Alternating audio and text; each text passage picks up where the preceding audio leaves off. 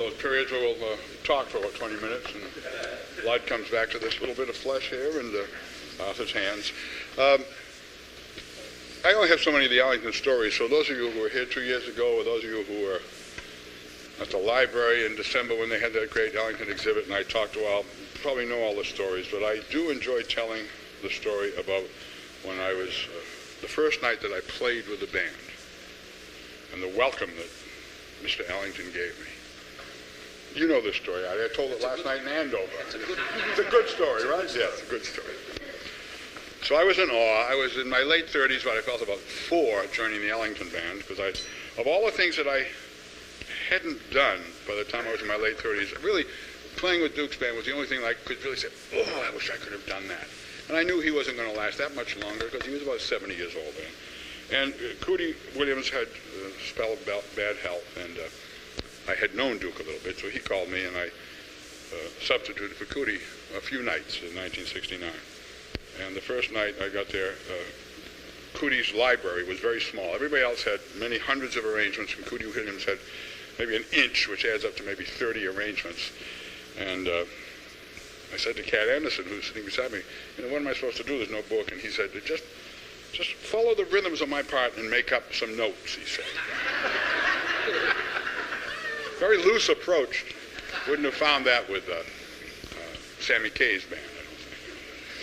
So I looked over, I'm playing like this and making up notes, because I knew most of the tunes and I had an ear for what the chord changes were, so I made up the thing and said to Cat, how many? He said, oh, great, I'm hearing some notes I never heard before. That's all great. Very nice, pleasant repartee was going on there. But among this inch of music where everybody else had about 2 feet, those black fiber cases that would telescope, and you picked up, you'd see the guy walking in the band, something like this. And with Ellington's band, especially that sax section that played together for 25 years, they wouldn't even have music stands in front of them. They would just put their black fiber cases there, because Duke would probably once a night call a tune the saxes did not know from memory. He probably just did it, to get their goats. And then Hodges and all those guys, they would take about 20 minutes. They would take the tava and they would go through, it was a big act, And so Cootie had very little music, but amongst it was a feature for Cootie. And that particular night, I'm supposed to be Cootie on the that horrible kind of music that I hated with a passion, that Tijuana brass music, and I'm sure I'm offending some of you. The Spanish Flea or the Tijuana Taxi of one of those things. And I'm thinking, oh, if he should call for me to play this, I hope he does. There I am, so in awe of being part of something, all of a sudden I see a part that I may have to play that is really not my cup of tea. So, of course, during the evening, he says, the usual introduction that he does with everybody, that Herb Pomeroy has joined us this evening and he loves you madly, and all that sort of routine that Duke went through, tongue-in-cheek, sincere insincerity, or whatever you want to call it. And we'd like to feature him on this tune. So I decided in the few seconds between that announcement and when I was going to have to stand up in front of the band and play this, I'm saying, what am I going to do? So I decided I would be as insincere in my playing as I felt that his asking me to play it was. And I totally tongue-in-cheeked it, totally jibed it, and all of you know, jibe means dishonest. And he loved it. And he immediately said, Pomeroy loves you madly, he'd like to play that for you again. Whereupon, we went through it again. So that was sort of his welcome to me. Welcome to the band, see if you can stand the heat in the kitchen, kid. That's what I was saying. Did they take time for you to relax? Did I tell better than last night? Was it better tonight? Yeah, thank you. I'm the critic now. What's that? I'm the critic now. You definitely are. I get paid extra? And we're going to have a jazz... Nancy, change the check. We're going to have a jazz quiz after this tune. We have no prize. But the next tune we're going to play has 2 titles. Now, I'm sure there are those amongst you who will know both titles. But what we want you to do at about MM equals 180. You all know Mitchell's metronome mark equals 180, chord note quite fast. We want you to say the 2 titles at the tempo of 1, 2, 3, 4, by alternating the words from the first title to the second title, okay? So, bing, bong, bing, bong. If you can do that, you'll get a box of Milky Ways and 50 silver dollars.